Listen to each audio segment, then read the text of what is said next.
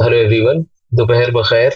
मेरा नाम मोहम्मद इसान खान है और इस वक्त मैं अपनी सिविल और इन्वायरमेंटल इंजीनियरिंग की डिग्री हासिल कर रहा हूँ आईआईटी पटना से।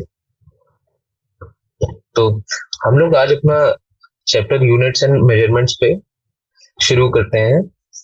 और इस चैप्टर में बेसिकली थोड़े बहुत आपको कुछ चीजें याद रखने की हैं और बाकी मैं आपको अच्छे अच्छे इसमें तरीके बता दूंगा जिनसे आप इन क्वेश्चंस को सिंपली सॉल्व कर सकते हैं। वैसे ही क्वेश्चंस आसान ही आते हैं इस पे, जो सवाल बनते हैं। लेकिन मैं अपनी तरफ से ट्राई करूंगा कि इस पे जो भी सवाल बने वो आप लोगों से इजीली सॉल्व हो जाए। तो सबसे पहले तो मैं एक आप लोग को इसमें कॉन्सेप्ट कॉन्सेप्ट बताऊंगा जो होता है फिजिकल क्वांटिटी का। अब जो वर्ड मैं आप लोग को बता रहा हूँ इंग्लिश में, आपको इस वर्ड को एज इट इज ध्यान रखना पड़ेगा। आपको इसको ऐसे ही याद रखना पड़ेगा, पीक्यू। ठीक है, इसका आपको समझाने के लिए मैं मतलब बता दूंगा, लेकिन अगर आप इसको दूसरी उसमें याद रखोगे तो आप एग्जाम में थोड़ा सा फंस सकते हो।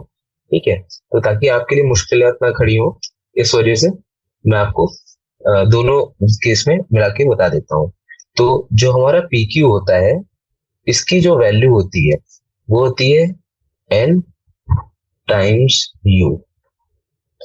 किसी भी क्वांटिटी को, किसी भी जो भी हम लोग के पास फिजिकल क्वांटिटी हमारे पास दी गई है, जो मुनाफिक में, उसमें जो उसकी वैल्यू होती है वो होती है एन टाइम्स यू, जिसमें से एन होता है हमारा न्यूमेरिक वैल्यू।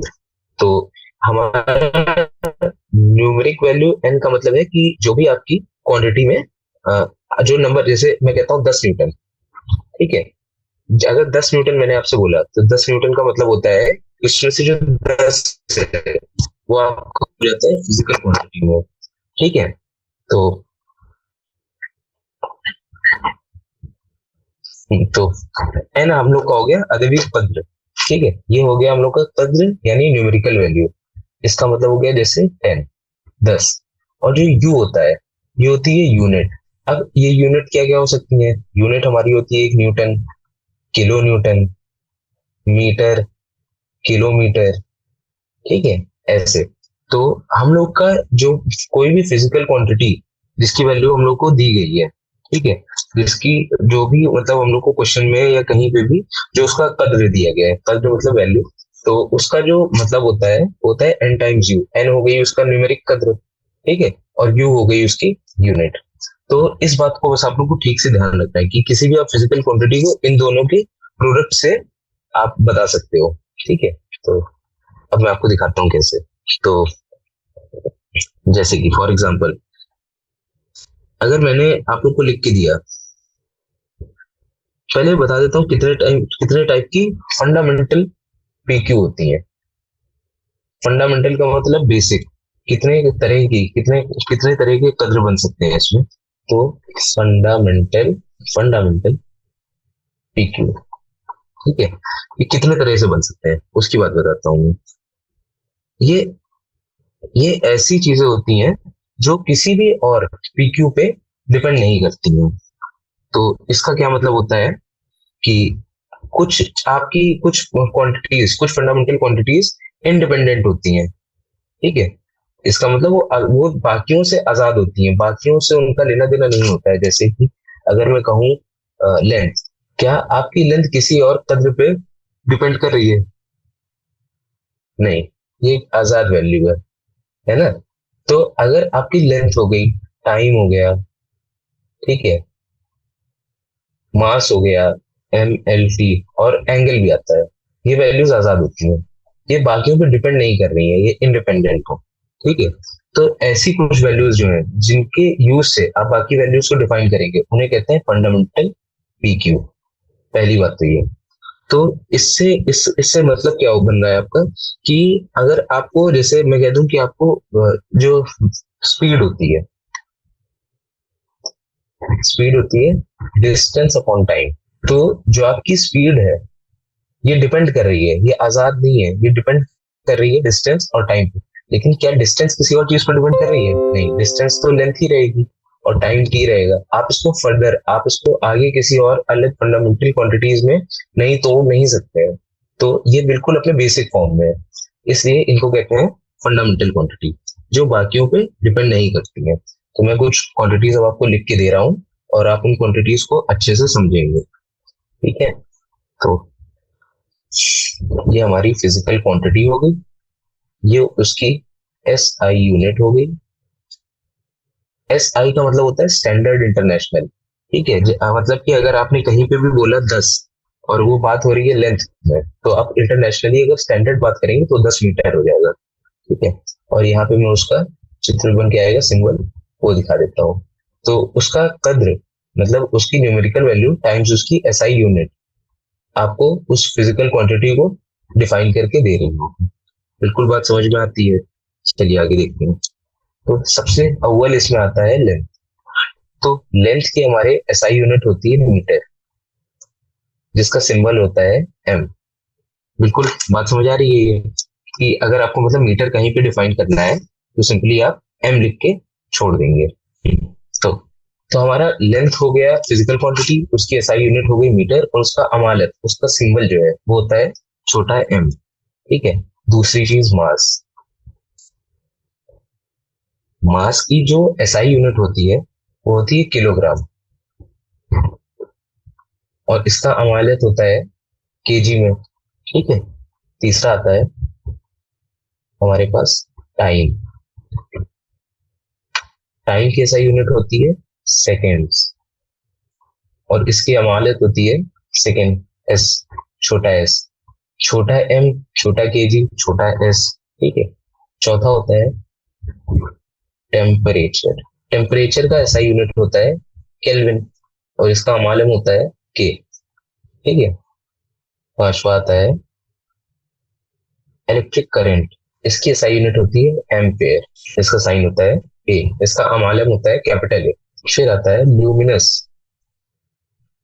इंटेंसिटी। ठीक है, ये आपको अभी नहीं पढ़ना है, बस इसके बारे में जान लेना है। इसकी एसआई यूनिट होती है कैंडेला, और कैंडेला का अमालत होता है सीडी। ठीक है, और भी होते हैं, अमाउंट ऑफ सब्सटेंस भी होता है मोल, लेकिन आपको उसकी जरूरत अभी पड़ेगी नहीं, फिर भी लिख देता हूँ। नंबर 7 कहाँ पे लिखूं?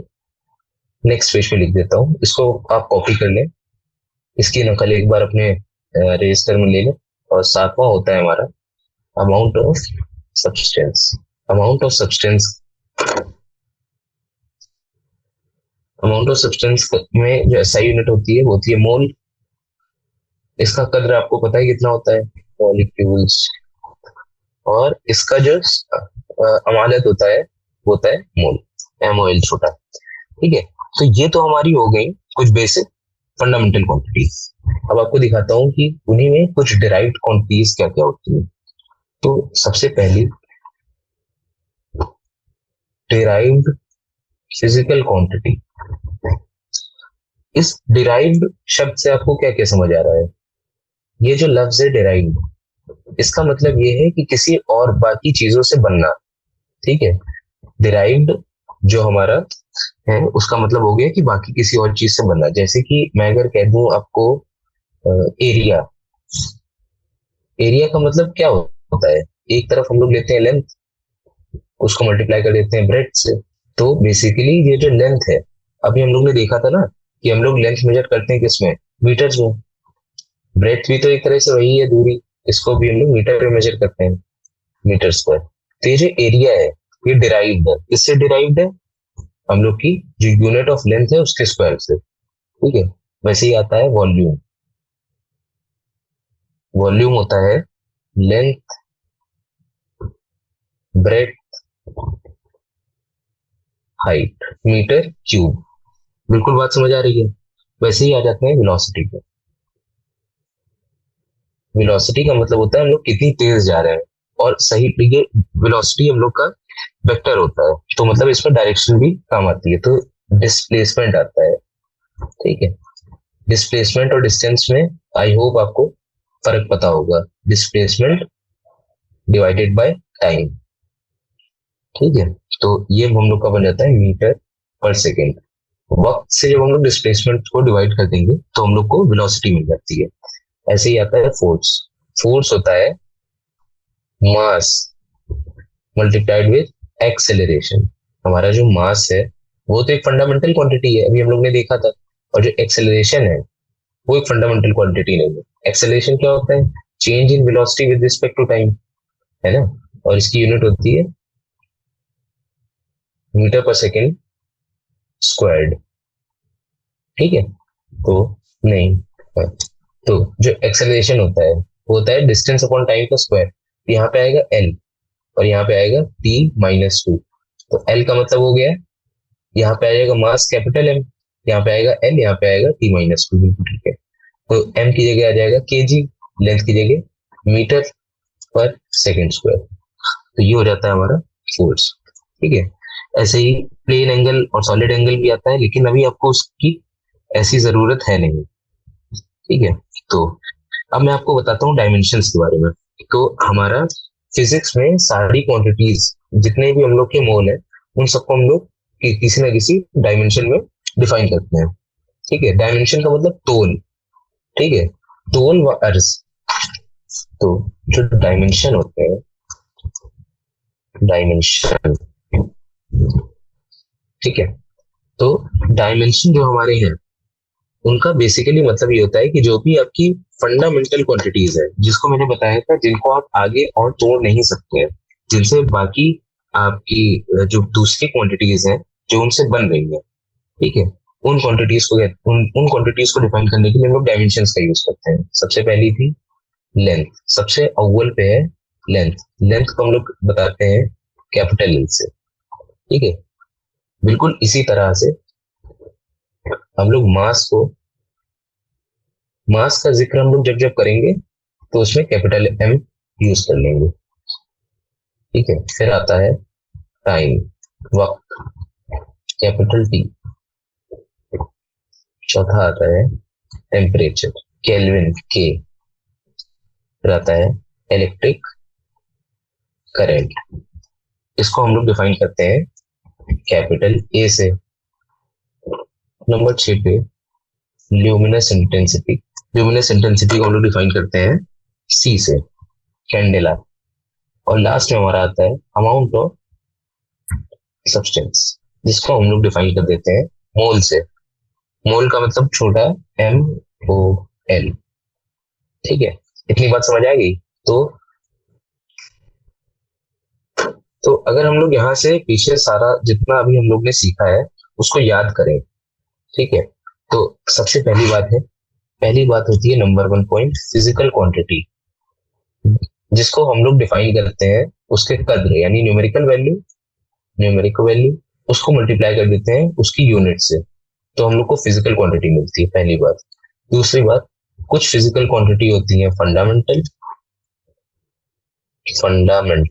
जिनको आप आगे और तोड़ नहीं सकते हैं, जैसे कि लेंथ, टाइम, करंट। ठीक है, length L, time T, current ampere, mass M. ठीक है, ये हो गई हमारी फंडामेंटल क्वांटिटी। और कुछ होती है डिराइव्ड क्वांटिटी। जब हम अपनी फंडामेंटल क्वांटिटीज को यूज करके कुछ नई क्वांटिटीज बनाते हैं, उन्हें कहते हैं डिराइव्ड क्वांटिटी। एग्जांपल में वेलोसिटी, वेलोसिटी बनती है जब हम लोग अपनी एक फंडामेंटल क्वांटिटी लेंथ को डिवाइड कर देते हैं दूसरी फंडामेंटल क्वांटिटी टाइम से, तो हम लोगों को वेलोसिटी मिल जाती है। बिल्कुल ठीक है, तो आगे देखते हैं। अब मैं ऐसा कहता हूं कि मेरी जो डिराइव्ड क्वांटिटीज हैं उनको अगर मैं उनके डायमेंशंस में लिखना चाहूँ, मतलब उनके फंडामेंटल क्वांटिटीज में तोड़ के लिखना चाहूँ, तो उन्हें कैसे लिखूंगा, चलिए सीखते हैं यहाँ से। जैसे कि अगर मैं आपको लिख के दे दूं वेलोसिटी, तो सबसे पहले आपके दिमाग में आना चाहिए velocity is equals to distance upon time. यही तो इसकी बेसिक फंडामेंटल क्वांटिटीज है। डिस्टेंस को कैसे लिख सकते हैं, टाइम को कैसे लिख सकते हैं, तो यानी वेलोसिटी को हम लोग सिंपली लिख सकते हैं अपना बड़ा square bracket L times T⁻⁻1। ये बात समझ में आ गई। तो ऐसे हम लोग अपनी सारी डिराइव्ड क्वांटिटीज को तोड़ के उनके फंडामेंटल क्वांटिटीज के डायमेंशन में लिख सकते हैं। क्या बोला मैंने बोला कि एक डिराइव्ड क्वांटिटी ली, उसको मैंने पहले ब्रेक किया। किसमें ब्रेक किया? तोड़ा है मैंने उसको तोड़ा मैंने उसे उनकी डिराइव्ड फंडामेंटल क्वांटिटी में। अब उस फंडामेंटल क्वांटिटी को मैंने तोड़ा है उसके डायमेंशन में। तो ये रहा मेरा प्रोसीजर। ठीक है, अब इसके बाद आगे हम लोग देखते हैं कि मैं आपको जितने आपके ध्यान रखने वाली क्वांटिटीज हैं उनको बता देता हूँ, आप उन्हें ध्यान से पढ़ के याद कर लेंगे। ठीक है, उनको समझ लेंगे कि वो आया कैसे। सबसे पहले आता है नंबर वन, एरिया। एरिया का मतलब होता है मीटर स्क्वायर, एल स्क्वायर। ठीक है, ये बात तो समझ में आ गई। एरिया क्या होता है? लेंथ टाइम्स लेंथ, और उसका जब हम लोग उसको उसके डायमेंशन में लिखते हैं तो ये हो जाता है। तो इसके मायने जो है वो एल स्क्वायर हो जाते हैं। तो अब आते हैं अगला, वॉल्यूम। अगला आता है वॉल्यूम। आप मुझे सिर्फ बताइए वॉल्यूम की ऐसा यूनिट क्या होती है? Length times breadth times height, यानी कि मीटर क्यूब। तो इसके मायने हो गए कि ये हम लोग को रिटर्न करेगा एल क्यूब। बिल्कुल सही बात है। अब आते हैं डेंसिटी पे। डेंसिटी का मतलब होता है मास अपॉन वॉल्यूम। ऐसा यूनिट बताओ उसकी। और वॉल्यूम क्या होती है? Metre cube. तो इसको अगर मैं लिखना चाहूँ कैसे लिखूंगा? यहाँ पे आएगा मास एम, और यहाँ पे आएगा लेंथ क्यूब यानी एल माइनस थ्री। बिल्कुल सही। ठीक है, अब लिखते हैं हम लोग वेलोसिटी के लिए। अच्छा था वेलोसिटी। वेलोसिटी की ऐसा यूनिट मीटर पर सेकेंड। डिस्टेंस अपॉन टाइम ना, और डिस्टेंस की ऐसा यूनिट मीटर, टाइम की ऐसा यूनिट सेकेंड। तो ये बन जाएगा मीटर होता है लेंथ एल, और सेकेंड के मायने होते हैं टी, टी माइनस वन। बिल्कुल ठीक है। और देखते हैं और किसके किसके आपको याद रखनी चाहिए। एक्सेलरेशन का भी बहुत इंपॉर्टेंट है। Acceleration, change in velocity with respect to time, यानी मीटर पर सेकेंड स्क्वायर। यानी इसके मायने हो गए एल टी माइनस टू। यहीं से अगर मैं फोर्स का बनाना चाहूं तो क्या होता है? मास टाइम्स एक्सेलरेशन, है ना? तो केजी टाइम्स मीटर पर सेकेंड स्क्वायर, यानी कि M L T minus two. ठीक है, और इसके आगे हम लोग का आता है वही, ये सेम हो जाता है। एक्सेलरेशन और एक्सेलरेशन ड्यू टू ग्रेविटी का दोनों का ही ये सेम रहेगा। ठीक है, और देखते हैं मोमेंटम। नंबर सात, मोमेंटम। मोमेंटम होता है मास टाइम्स वेलोसिटी। तो केजी टाइम्स मीटर पर सेकेंड। तो मोमेंटम हम लोग का हो जाएगा M L T minus one. इसके मायने हो जाते हैं कुछ ऐसे। ठीक है, और वर्क का भी यही दिखा देता हूँ, फिर आप इसे स्क्रीनशॉट लेके अच्छे से नोट कर लीजिएगा। वर्क होता है एम जी एच। ठीक है, फोर्स टाइम डिस्प्लेसमेंट, और वो भी हम लोग का उस डॉट प्रोडक्ट होता है force time displacement time cos theta. तो यहाँ पे लिख देता हूँ, फोर्स का हम लोग ने बना लिया है के जी मीटर पर सेकेंड स्क्वायर। ये हो गया फोर्स, और डिस्प्लेसमेंट होता है मीटर में। तो फाइनली हम लोग लिख देंगे इसे M L square T minus two. तो ये आठ आपको, यानी और भी मैं वर्क और एनर्जी का सेम होगा, और पावर में बस एक टी बढ़ जाएगा। Work is same as energy, work plus energy. और पावर के लिए आपको बता देता हूँ, पावर क्या होता है? Work upon time. तो यहाँ पे एक डिवाइड बाय टी एक्स्ट्रा आ जाएगा, तो टी माइनस थ्री हो जाएगा। ठीक है, तो और वही energy, kinetic energy, potential energy, दोनों उसी में आ जाते हैं। तो इतना है, आपके लिए वाकिफ होंगे। आप इन सबसे वाकिफ हो जाइए, इनको लिख लीजिए अपने कॉपी में और अच्छे से समझ लीजिए। और बाकी मैं इसके आगे आपको इनका यूज बताता हूँ कि कैसे करना है। कुछ इलेक्ट्रिक वाले भी आपको बता देता हूँ, तो वो शायद आप उसमें कंफ्यूज नहीं होंगे। अगर मैं कह देता हूँ, मैंने आपको बताया था कि जो फंडामेंटल क्वांटिटी है वो चार्ज नहीं है, वो करंट है एम्पेयर में। ठीक है, तो अगर आपको लिखना है इलेक्ट्रिक चार्ज, इलेक्ट्रिक चार्ज जो कि होता है क्यू, ये हो जाएगा एम्पेयर टाइम्स टी सेकेंड। इसके मायने क्या है? एम्पेयर हो गया आपका करंट जो फ्लो हो रहा है, और मल्टीप्लाई कर दिया विद टाइम, तो ये आपको चार्ज रिटर्न कर रहा है ना। तो इसकी जो एटी हो जाता है इसका डायमेंशन। वैसे ही इलेक्ट्रिक पोटेंशियल इलेक्ट्रिक पोटेंशियल में आता है वर्क अपॉन क्यू, चार्ज। अब चार्ज का तो मैंने आपको बता दिया एटी होता है, और वर्क का आपको बताइए क्या होता है। अब यहाँ से आपको या काम आएगा जो आपने याद किया हुआ है। अगर आपको जैसे वर्क का याद किया हुआ है आपने, वर्क का क्या होता है M L square T minus two, और क्यू का मैंने आपको अभी दिखा दिया क्या होता है ए टी। तो बस अब इसको आप सिंपली सीधा सीधा लिख देंगे। तो M L square A T minus three, ये आपका हो गया डायमेंशन इलेक्ट्रिक पोटेंशियल का। वैसे ही आ जाते हैं इलेक्ट्रिक रेजिस्टेंस पे। इलेक्ट्रिक रेजिस्टेंस में आ जाता है डेल्टा वी अपॉन आई। तो इलेक्ट्रिक पोटेंशियल अगर आपने यहाँ पे निकाल लिया है ये, और आई आपको पता है कितना होता है एम्पेयर, तो आप सिंपली यहाँ से उसको भी बता सकते हैं। इलेक्ट्रिक पोटेंशियल का लिख दीजिए M L square A T minus three, और करंट होता है एम्पेयर में। ठीक है, तो ये आपका फाइनली आ जाएगा, माफ कीजिएगा यहाँ पे ए माइनस वन रहेगा, ए माइनस वन। तो यहाँ पे आ जाएंगे M L square A minus two T minus three. यूज आप लोग समझेगी नहीं, क्यों मैं कह रहा हूँ कि आप उसको ऊपर याद कर लीजिएगा। अब अगर मैं आपसे कहूँ, ये आपके लिए क्वेश्चन है, find the dimension of capacitance, तो क्या आप निकाल पाएंगे? एक बार ट्राई कर लीजिए, फिर मैं आपको इसका बताता हूँ कि सही तरीका क्या है। बेसिकली आपको स्टार्ट करना है एक फॉर्मूले से, Q equal to C times V। ठीक है, अब आपको यहाँ पे Q का पता है, V का पता है, आपको C का नहीं पता है, तो C का हो जाता है Q अपॉन V। अब आप सिंपली Q और V का जो भी डायमेंशन होता है उन्हें पुट कर देंगे। Q का तो हो गया 80, और पोटेंशियल का मैंने आपको पीछे दिखाया था निकाल के।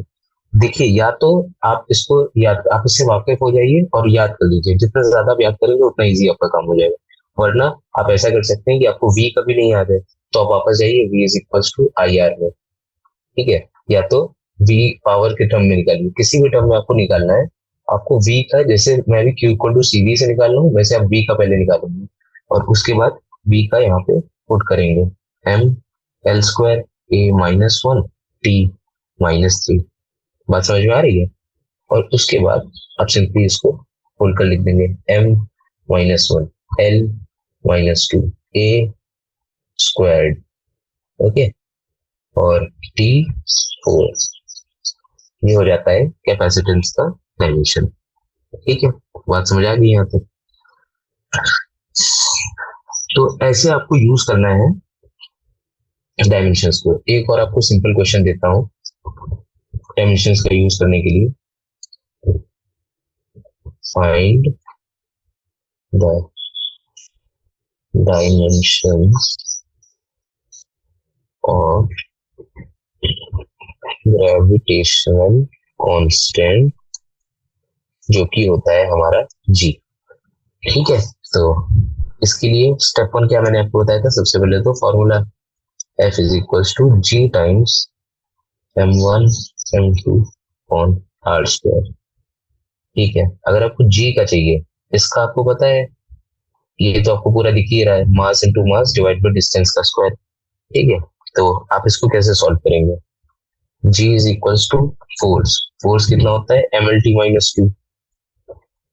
ठीक है, इसको मल्टीप्लाई कर देंगे डिस्टेंस के स्क्वायर से, इसको डिवाइड कर देंगे मास के स्क्वायर से, तो G क्या बन जाएगा m minus one L cube T minus two. ठीक है, ये बात समझ आ गई?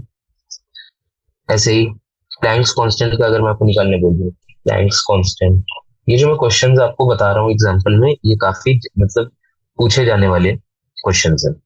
सबसे पहले एनर्जी होती है एच टाइम्स न्यू, यहाँ पे एच होता है हमारा प्लैंक्स कांस्टेंट, तो एच हो जाएगा ई अपॉन न्यू। एनर्जी होती है M L square T minus two, और फ्रीक्वेंसी होती है टी माइनस वन, तो M L square T minus one. वैसे ही आते हैं वोल्ट्स में कांस्टेंट। अभी आपको इसकी चिंता करने की जरूरत नहीं है। शुरू में जब इसको आपने, जैसे अभी शुरुआत हुई है इसकी, तो आपका टॉपिक यहीं से चालू होता है 11th क्लास की फिजिक्स का। तो आपको ज्यादा ये सब फॉर्मूलेज याद नहीं होते हैं, लेकिन जैसे जैसे आप बाकी चीजें पढ़ेंगे, एग्जाम के अपना नजदीक जाएंगे, वैसे वैसे आप पाएंगे कि सारे ज्यादातर फॉर्मूलेज आपके जहन में पहले ही उतर चुके हैं, तो आपको इसमें मुश्किलात नहीं होंगी। तो बोल्ट्जमैन कांस्टेंट का अगर निकालना है तो आपके लिए ये फॉर्मूला बहुत ज्यादा इजी हो जाएगा, आपको ध्यान रहेगा ये फॉर्मूला अपने आप ही, आपको अभी ये सब रटने की जरूरत नहीं। तो के हो जाएगा पीवी अपॉन टी, यहाँ पे टी होता है टेम्परेचर, ठीक है। टी को हम लोग लिख सकते हैं force upon area volume T. इसमें से सारी चीजों की डायमेंशन आपको पता है, तो उनको बस पुट करना है आपको। फोर्स हो गया M L T minus two, volume हो गया एल क्यूब, एरिया हो गया एल स्क्वायर, और टी टेम्परेचर हो गया केल्विन में K, L square L L square, तो M L square T minus two K minus one. बात समझ आ गई है? ऐसे आपको डायमेंशंस का यूज करना है। तो अब आपको आगे बताता हूँ। अब इसमें बेसिकली कुछ आपके सिंपल प्रिंसिपल्स बनते हैं, कुछ कायदे बनते हैं, कुछ मैनर बनते हैं, जिसमें आपको बातें याद रखनी होंगी, जिससे आपके सारे क्वेश्चन हल हो जाएंगे। तो सबसे पहला मैं आपको बताता हूँ प्रिंसिपल ऑफ, इसमें आपको देखते हैं कहाँ दिया। तो बेसिकली पहले जैसे ये टेबल है, इस टेबल को आप अच्छे से पढ़ेंगे, मैंने इसके बारे में आपको समझा दिया है पूरा। अब आपको अपने जहन में बस इस सबको उतारना है, तो एक बार इस टेबल से अच्छे से वाकिफ हो जाए। वैसे ही यहाँ पे कन्वर्जन है, कन्वर्जेंस का बहुत अच्छा तरीका मैं आपको बताऊंगा, अभी बस आप एक बार इसको देख लें, ठीक है। कुछ चीजें हैं जो आपको ध्यान रखनी पड़ेंगी, जरूरी है। कुछ चीजें हैं जो आप डिराइव कर सकते हैं, तो उनको मैं नहीं सजेस्ट करूंगा कि आप ऐसे ठीक से पढ़ें। सिग्निफिकेंट फिगर्स के बारे में मैं आपको अच्छे से समझाऊंगा, राउंडिंग ऑफ सिग्निफिकेंट फिगर्स, इस सब के बारे में। तो यहाँ पे हम लोग अभी चल रहे हैं डायमेंशंस पे, ठीक है। तो इन डायमेंशंस के बारे में मैंने आपको अच्छे से समझा दिया, ये कैसे बने, कैसे काम कर रहे हैं। अब इसमें ही इनके यहाँ पे कुछ एग्जांपल्स हैं, जो कि मैंने आपको जैसे एग्जांपल अभी कराए हैं ये वैसे ही हैं, आप इनको खुद सॉल्व करके देखें तो आप समझ जाएंगे। यहाँ पे प्रिंसिपल ऑफ होमोजेनिटी के बारे में नहीं बताए हैं शायद, चलिए मैं करा देता हूँ आपको। तो सबसे पहले आता है हमारा प्रिंसिपल ऑफ होमोजेनिटी। इसका मतलब सिंपल आप ऐसे समझिए, कोई भी दो क्वांटिटी है, अगर आप उसको ऐड कर रहे हैं, सबट्रैक्ट कर रहे हैं, इन दो केस में, तो उन जो तीसरी क्वांटिटी बनेगी, तो ये क्वांटिटी वन, ये क्वांटिटी टू, और ये quantity three, dimension wise one equal to two equal to three. तो इसका क्या मतलब होता है? अभी आपको सुनने में थोड़ा सा ऐसा लग रहा है कि नहीं समझ आ रहा है, बट अगर मैं ऐसे कहूँ आपसे कि 10 किलोमीटर प्लस 3 किलोग्राम, क्या ये कुछ मतलब बना रहा है? क्यों नहीं बना रहा है? क्योंकि आप क्या कह रहे हो कि भाई ये किलोमीटर तो लेंथ है और किलोग्राम तो मास है, आप इनको कैसे ऐड कर रहे हो, है ना? तो इसी को कहते हैं प्रिंसिपल ऑफ होमोजेनिटी। अगर आप किसी भी दो चीज का सम कर रहे हो तो उनका डायमेंशन सेम होना चाहिए। हो सकता है यूनिट नहीं सेम हो, जैसे इसकी भी डायमेंशन तो एल है, इसकी भी डायमेंशन एल है, लेकिन इसकी यूनिट किलोमीटर है, इसकी यूनिट मीटर है।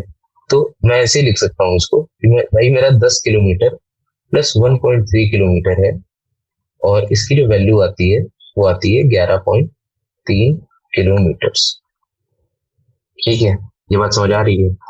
तो प्रिंसिपल ऑफ होमोजेनिटी कहती है, मैं लिख के दिखा देता हूँ और आप इसको कॉपी कर लें। Principal of homogeneity, dimension of each term of an equation must be same। दूसरी इसकी डेफिनेशन है एड सब्ट्रैक्ट, केवल आप सिमिलर फिजिकल क्वांटिटीज का करेंगे। इसका बेसिकली मतलब ये हुआ कि आप 3 किलोग्राम को 3 मीटर क्यूब में नहीं जोड़ सकते, रॉन्ग। ये एग्जाम्पल हो गया, ये उसकी डेफिनेशन होगी। ठीक है, प्रिंसिपल ऑफ होमोजेनिटी समझ आ गया आप लोग को। तो अब बताता हूँ कि इसका यूज कैसे आता है। इसका यूज आपके सवालों में ऐसे आएगा, अगर मैंने कह दिया कि find dimension of A and be in v is equals to a plus bt, where v is velocity and t is your time। तो इसमें अगर मैं आपसे कहूं कि आपको डायमेंशन बताना है ए और बी की, तो आप कैसे बताएंगे? सबसे पहले v की डायमेंशन क्या होती है? वेलोसिटी की, L T minus one, this is equals to A plus B T. By principle of homogeneity आपको ये पता है, आप इस बात से वाकिफ हैं कि आपकी जो ए के डायमेंशन होंगे वही सेम डायमेंशन बी के होंगे, इसीलिए इनका सम हो रहा है, और वही जो डायमेंशन है वही इसका होगा, तभी ये रिजल्ट में आ रहा है। तो इसका मतलब ए का तो डायमेंशन सिंपल से हो गया एल टी माइनस वन, है ना, और बी का क्या डायमेंशन हो जाएगा? बी टी, जो ये पूरी वैल्यू है, इस पूरी वैल्यू का डायमेंशन हो रहा होगा एल टी माइनस वन। एक टी से अगर हम लोग डिवाइड कर दें दोनों तरफ, तो यहाँ पे आ जाएगा एल टी माइनस टू। ये हो गया डायमेंशन ऑफ ए, और ये हो गया डायमेंशन ऑफ बी। काफी बेसिक क्वेश्चन, पर ये आपको यूज बता रहा है कि प्रिंसिपल ऑफ होमोजेनिटी को कैसे यूज करना है। चलिए आगे देखते हैं। मैं आपसे डायमेंशन पूछ रहा हूँ ए बी सी डी और ई की in x is equals to a plus bt plus ct square plus d t cube upon e plus t। ठीक है, फिर से लिख देता हूँ ये वाला part, D T cube upon E plus T, जहां पे सिर्फ आपको t इज इक्वल्स टू पता है कि टाइम है, और x is equals to displacement है, तो x is equals to displacement.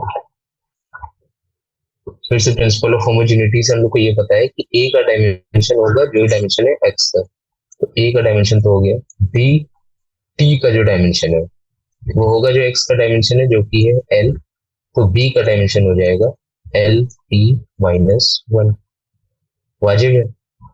वैसे ही c का डायमेंशन हो जाएगा l t माइनस टू, वैसे ही अब D T cube upon E plus T. सबसे पहले आप मुझे ये बताओ, अगर कहीं लिखा है ई प्लस टी, तो इसका मतलब है जो भी ई का डायमेंशन होगा वही तो टी का डायमेंशन होगा। यहीं से आप समझिए कि ई का जो डायमेंशन है वो है टी, और यहाँ पे क्या लिखा है? D T cube, D T cube, और डिवाइड हो रहा है ये टी से, तो यहाँ पे आ जाएगा टी स्क्वायर जो कि लेंथ के बराबर है। तो जो हमारा डी का डायमेंशन हो जाएगा वो हो जाएगा एल सी माइनस, ठीक है। तो ये हम लोग के A B C D E सारी चीजें निकल रही है प्रिंसिपल ऑफ होमोजेनिटी से। काफी इंपॉर्टेंट हो जाता है ये अगर थोड़ा कॉम्प्लेक्स क्वेश्चन बन जाए और आपको समझ ना आ रहा हो, तो हमेशा ध्यान रखिए बेसिक कॉन्सेप्ट समझिए। आप 1 मीटर से सिर्फ 1 मीटर ही ऐड कर सकते हो, 1 किलोग्राम नहीं ऐड कर सकते हो, ठीक है। तो प्रिंसिपल ऑफ होमोजेनिटी बहुत इंपॉर्टेंट है। अब मैं आपसे कह दूं, अगर थोड़ा इन्हीं क्वेश्चंस को थोड़ा मतलब आपके लिए जिसमें आपको मेहनत करनी पड़े थोड़ा ज्यादा, वैसा बनाना अगर चाहूँ, तो मैं कह दूंगा find the dimensions of A by B. ये एक मैंने नई क्वांटिटी बना दी, in p is equals to a minus T square divided by b times x, where p pressure, t time, x displacement, ठीक है। तो इसकी अगर मैं बात करूं, तो सबसे पहली बात आपके दिमाग में आनी चाहिए, सबसे इजीली क्या सिंप्लीफाई हो सकता है, इतना पार्ट ना। ये तो नहीं, अब मल्टीप्लीकेशन में मैंने ऐसा कोई रूल नहीं बताया प्रिंसिपल ऑफ होमोजेनिटी का कि आप 1 मीटर से सिर्फ 1 मीटर को ही मल्टीप्लाई कर सकते हैं, ऐसा कुछ नहीं है। आप 1 मीटर से जब सेकंड इनवर्स करते हैं तभी आपको वेलोसिटी मिलती है, मीटर टाइम्स सेकंड इनवर्स, इसलिए ये गलती मत करिएगा। तो a माइनस टी स्क्वायर अगर सब्ट्रैक्ट हो रहा है ए टी स्क्वायर के साथ, तो मतलब a का भी डायमेंशन वही होगा जो कि टी स्क्वायर का होगा। a की तो फॉरन मिल गई हम लोग को। अब बात करते हैं bx पे। तो bx का निकालने के लिए हम लोग ऐसा करेंगे कि प्रेशर का क्या हम लोग को डायमेंशन पता है। प्रेशर का डायमेंशन अगर हम लोग को पता है तो प्रेशर क्या होता है बेसिकली, फोर्स अपॉन एरिया। तो यहां से अगर हम लोग फोर्स को लिखना चाहें M L T minus two, और एरिया को अगर लिखना चाहें तो एल स्क्वायर, तो प्रेशर क्या आ जाएगा M L minus one T minus two, है ना। ये हो गया प्रेशर। अब अगर हम लोग का प्रेशर, प्रेशर को यहाँ पे लिख लेते हैं M L minus one T minus two, numerator में तो टी स्क्वायर है, अभी हम लोग ने देख लिया डायमेंशन, न्यूमरेटर में आ गया टी स्क्वायर, नीचे है बी टाइम्स लेंथ एल। तो यहां से बी अगर मैं निकालना चाहूँ, बी इज इक्वल टू कितना हो जाएगा, बी इज इक्वल टू हो जाएगा, सबसे पहले आएगा एम इनवर्स, ठीक है, एम इनवर्स और एल स्क्वायर इनवर्स, नहीं, L L minus one L plus one cut जाएगा, टी माइनस टू नीचे आएगा और वो ऊपर टी प्लस टू बन जाएगा, तो यहाँ पे टी फोर आ जाएगा, M minus one T four, ठीक है। ये हो जाएगा डायमेंशन ऑफ बी। अब हम लोग को बेसिकली निकालना क्या है, हम लोग को यहाँ पे निकालना है ए बाय बी। तो ए का डायमेंशन तो टी स्क्वायर है, यहाँ पे निकाल देते हैं उतनी जगह में। ए का डायमेंशन है टी स्क्वायर, बी का डायमेंशन है M minus one T raise to the power of four, तो एम ऊपर आ जाएगा मास और टी माइनस टू, ठीक बात है। यहाँ से हम लोग आगे बढ़ते हैं, find the dimension of alpha in P is equals to P naught e raised to the power of minus alpha t square, okay. और जिसमें से हमारा जो P है, तो P हमारा प्रेशर हो सकता है या कुछ भी हो सकता है, ऐसा डिफाइन नहीं है, लेकिन जो P है वही P नॉट है। Dimension of P is equals to dimension of P not, और मान लेते हैं x है, ठीक है। तो इससे हम लोग को ये पता चल गया कि इतना जो पार्ट है ये डायमेंशन लेस है, ठीक है। और जो raise to the power of में और ई की पावर में कुछ भी होता है, ये बेसिकली हम लोग का एक नंबर होता है, और number raise to the power of something है। ये इतना जो पार्ट है ये भी डायमेंशन लेस होगा, तो alpha T square will be dimension less. तो इसका मतलब अल्फा टाइम्स टी स्क्वायर जो है वो होगा M zero L zero T zero, यही डायमेंशन हो रही होगी ना इसकी। तो अल्फा की अगर मैं लिखना चाहूँ तो वक्त के साथ स्क्वायर्ड है M zero L zero T zero, तो यहाँ से टी माइनस टू से अगर मैं पूरी चीज को मल्टीप्लाई कर दूं, M zero L zero T minus two, यानी अल्फा का जो डायमेंशन आ गया वो हो गया टी माइनस टू। बात समझ आ गई है। तो ऐसे हम लोग को यूज करना है प्रिंसिपल ऑफ होमोजेनिटी। एक बात ये, एक क्वेश्चन और मैं इस पे करा देता हूँ तो आपको अच्छे से क्लियर हो जाएगा। तो अगर मैं कह दूं कि find the dimension of beta, find the dimension of beta in P is equals to alpha upon beta e raised to the power of minus alpha z divided by k times theta। अब मैं यहाँ पे बता देता हूँ, P है pressure, P हमारा pressure है, Z है डिस्प्लेसमेंट, थीटा है टेम्परेचर, K है हमारा बोल्ट्जमैन, बोल्ट्जमैन कांस्टेंट। ऑलराइट, तो यहाँ से देखते हैं कि अगर आपको बीटा की डायमेंशन निकालनी है तो कैसे निकलेगी। सबसे पहला स्टेप भाई, इतना आपको पता है कि e raise to the power of this, ये पूरा चीज डायमेंशन लेस है, और इसका मतलब ये भी डायमेंशन लेस है, तो इसको हम लोग इग्नोर कर सकते हैं। P is equal to alpha upon beta, इतनी बात पता चल गई। डायमेंशन ऑफ जो भी पी के डायमेंशन होंगे वही अल्फा अपॉन बीटा के डायमेंशन होंगे, ठीक है। दूसरी बात, इस चीज को डायमेंशन लेस होना ही पड़ेगा, तो alpha times Z upon K times theta should be equal to M zero L zero T zero, है ना। और alpha times L upon M L square T minus one और थीटा, है ना। तो इसको अगर हम लोग इधर इक्वेट कर देंगे तो हम लोग के लिए अल्फा निकल के आ जाएगा M L T minus two, ठीक है। सॉरी, यहाँ पे टी माइनस टू होगा, ठीक है। और के थीटा भी है साथ में, और उसकी वजह से भी एक यहाँ पे थीटा इनवर्स आ रहा होगा। हाँ, एक theta theta into theta inverse की वजह से थीटा भी चला जाएगा, अल्फा की वैल्यू इतनी आ गई। अब अगर हम लोग को अल्फा की वैल्यू मिल गई है तो हम लोग को बीटा की भी वैल्यू मिल ही जाएगी, क्योंकि प्रेशर इज इक्वल्स टू क्या है, pressure is equals to alpha upon beta. तो dimension of pressure is equals to dimension upon dimension of alpha divided by beta. अब अल्फा की तो आपको मिल चुकी है, बस आपको प्रेशर की अगर आप लिख लोगे M L T minus two divided by area L square, यही हो जाएगी अल्फा अपॉन बीटा की M L T minus two divided by beta. तो बीटा की डायमेंशन हो गया एल स्क्वायर्ड, ठीक है। बात समझ आ गई यहाँ से। अब और तरह से दिखाता हूँ। अपने ये बात आप अपने जहन में उतार लीजिए कि किस किस क्वांटिटी की, जैसे इक्वेशन में आप लिख रहे हो, उनमें से किस कौन सी क्वांटिटी की डायमेंशन सेम होगी, कौन सी क्वांटिटी डायमेंशन लेस होगी। ये बात से अगर आप वाकिफ हैं तो मुझे नहीं लग रहा है कि इसमें कोई भी क्वेश्चन में आप फंसेंगे।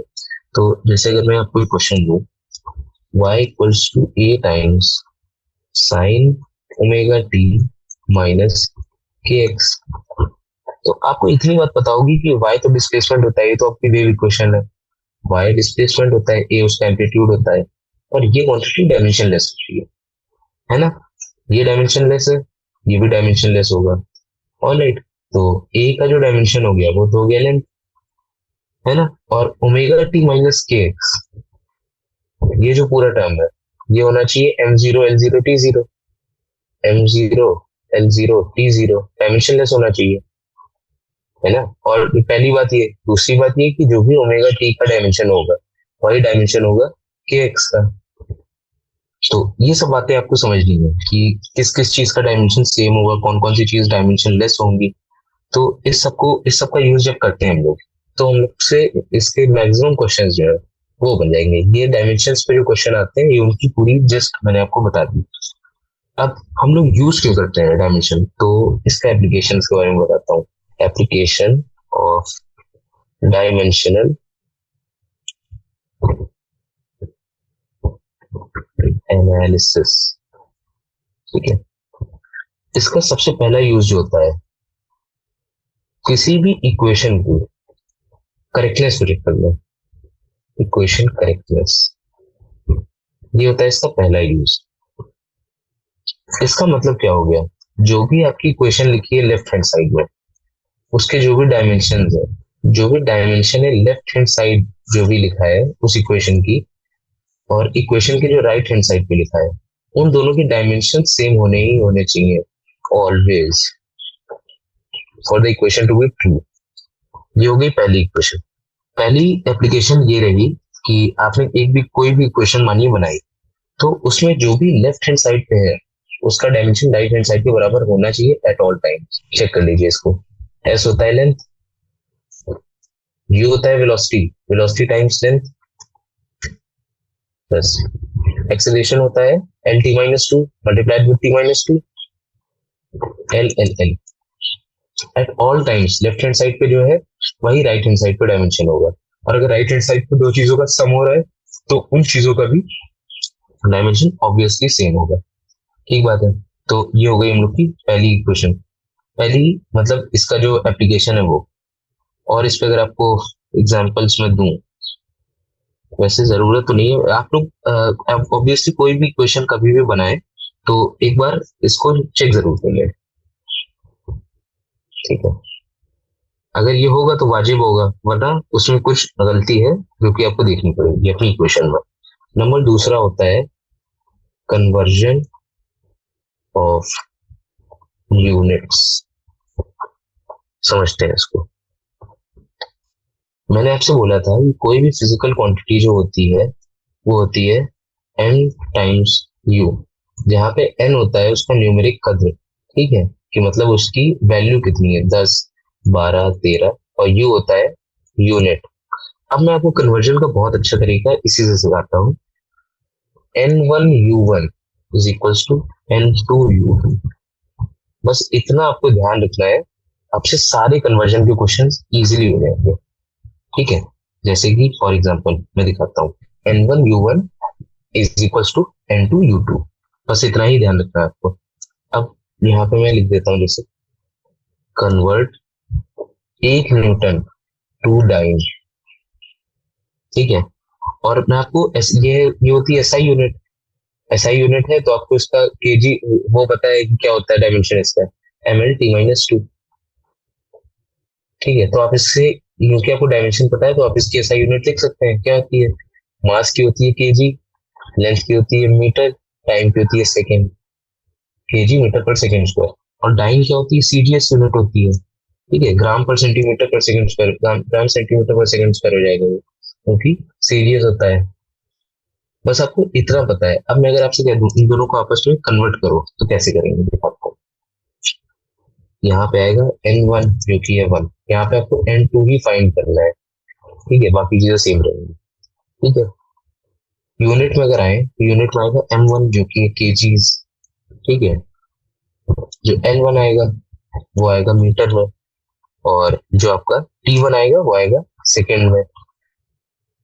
तो यहाँ से अगर मैं लिखूं तो इसकी यूनिट क्या हो जाएगी, इसकी यूनिट U1 हो जाएगी M1L1 T1 का होल स्क्वायर,